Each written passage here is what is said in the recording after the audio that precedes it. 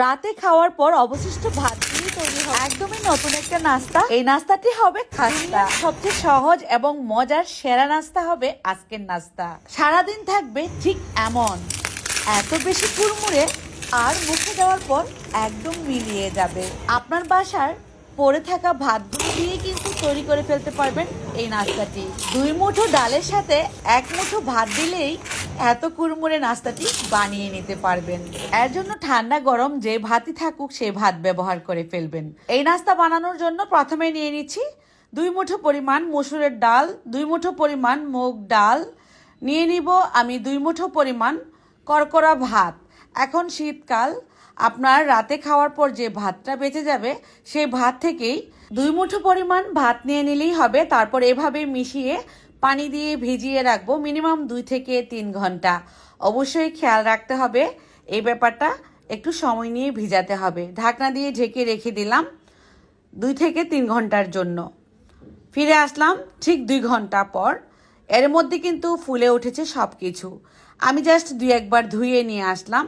ধুয়ে নিয়ে আসার পর আমি ব্লেন্ডার জারে এটাকে নিয়ে নেব। চাইলে কিন্তু শিলপাটায়ও আপনারা বেটে নিতে পারেন, তবে অত মিহি করে বাটার দরকার নেই। হাফ কাপের চেয়েও একটু কম পানি দিয়ে এবার 2-1 বার চাপ দিলেই হবে। এই তো হয়ে গেল। এটা কিন্তু অত বেশি মিহি করি নাই, সামান্য আপনার চাউলের মাইজ থাকবে দানা দানা, ঠিক এমন থাকলেই হবে। আদা রসুনের পেস্ট দিয়ে দিলাম আমি 2 টেবিল চামচ পরিমাণ। হাতে ধরলে আপনার হাতে লাগবে ঠিক এমন থাকবে আর কি এটা। পেঁয়াজ কুচি দিলাম 3-4টা, কাঁচামরিচ কুচি দিলাম 4-5টি, স্বাদ অনুযায়ী লবণ দিয়ে দিচ্ছি, এটা হচ্ছে পিঙ্ক সল্ট। ধনিয়া পাতা দিয়ে দিচ্ছি পরিমাণ মতো। এবার আমি মিশিয়ে নেব খুব ভালোভাবে।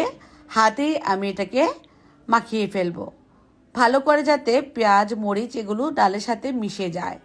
মিশানো হয়ে গেল। এবার এভাবে করে ডাবুর চামচ দিয়েও আপনারা তৈরি করতে পারেন। আমি একটা ছোট সাইজের বাটি দিয়ে 1 বাটি করে দিয়ে দিচ্ছি।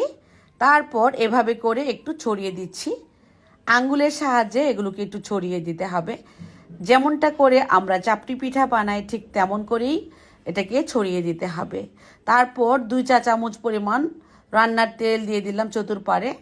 এই তেলটা দিয়ে কিন্তু এটা ভাজা হয়ে যাবে।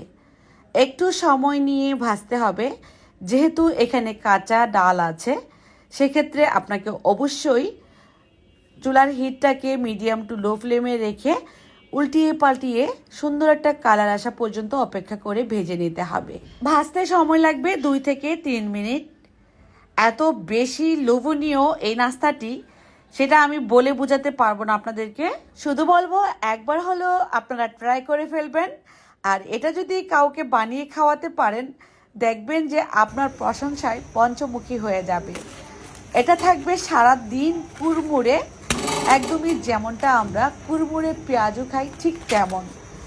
এত বেশি মজার, মুখে দিলেই যেন মিলিয়ে যায়। কেমন লাগলো রেসিপি কমেন্টে লিখে জানিয়ে দিবেন। 1 মুঠো হয়ে যায় ভাঙার পর। আর ভালো লাগলে বেশি বেশি করে শেয়ার করে দিবেন। আজকের মতো খেতে খেতে বিদায় নিয়ে নিব। সবাই ভালো থাকবেন, সুস্থ থাকবেন। আল্লাহ হাফেজ।